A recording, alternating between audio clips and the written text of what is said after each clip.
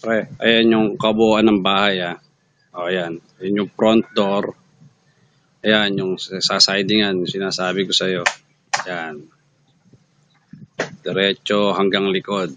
Ayan, ito yung likod. Ayan. Ito magiging lababo. Ayan. Ito CR. Saka ito yung tulugan. Room. Tapos ito yung gradas. Ayan, lahat yan. Tapos papasok ako sa gradas papasok ako. Ayan. O ito yung pinaka-front niya. Ayan. Pinaka-front niya. Yan. Hanggang doon sa may patubig na yan. Dire-diretso. Ayan yung sugahan pa. Additional sugahan.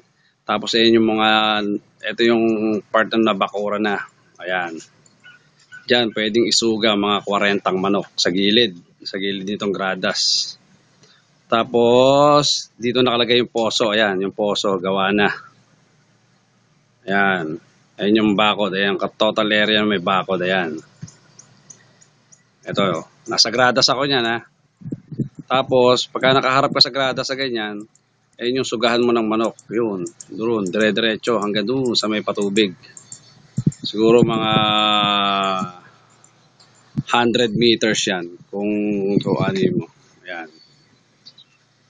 Yan. Di bali, sinasidingan na lahat yung puro half siding lang para maaliwalas pare. Tapos saka na lang natin lulanahan lahat. Ayan. Ito yung okay, nakita mo na. Okay na. Ayan Ayan yung paligid. Ayan. Nasa gradas ako dyan. Ayan, nakaharap na ako ulit sa gradas. Okay. Ayan.